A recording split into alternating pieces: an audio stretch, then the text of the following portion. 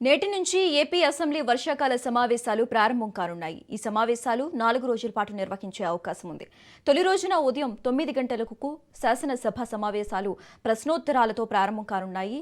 ఉదయం 10:30 తర్వాత బ్రేక్ సమయంలో స్పీకర్ అయ్యన్న పాత్రుడి అధ్యక్షతన శాసనసభ వ్యవహారాల సలహా కమిటీ భేటీ కానుంది. సమావేశాలు ఎన్ని రోజుల పాటు నిర్వహించాలి, ఏ అంశాలపై చర్చించాలి వంటి అంశాలపై తుది నిర్ణయం తీసుకోనున్నారు.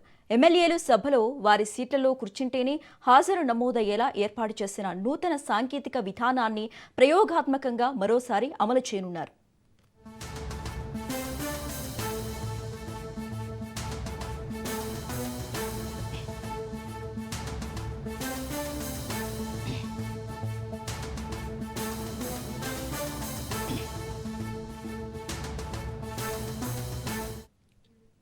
ఇవాళ డిఎస్సి 2025పై మంత్రి నారా లోకేష్ ప్రకటన చేయనున్నారు. తర్వాత సాగునీరు, తాగునీటి సరఫరా, వ్యవసాయ రంగాల మీద ఎల్నినో ప్రభావంపై తగు చర్చలు చేయనున్నారు.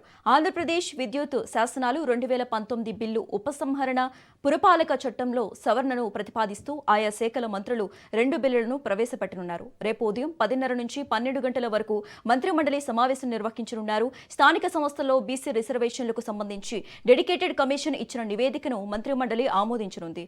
ఆ నివేదికపై శాసనసభలో చర్చ చేపట్టనున్నారు.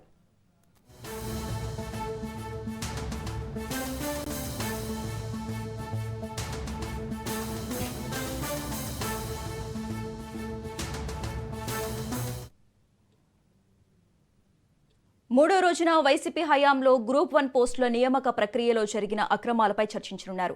రాష్ట్రంలో శాంతి భద్రతల నిర్వహణలో ప్రభుత్వం చేపట్టిన చర్యలపై చర్చ చేపట్టనున్నారు. 4వ రోజు రాష్ట్రానికి వచ్చిన పెట్టుబడులు, సూపర్ 6 అమలుపై చర్చ చేపట్టే అవకాశం ఉంది. ఈ సమావేశాల్లో ప్రభుత్వం 6 బిల్లులను ప్రవేశపెట్టనుంది.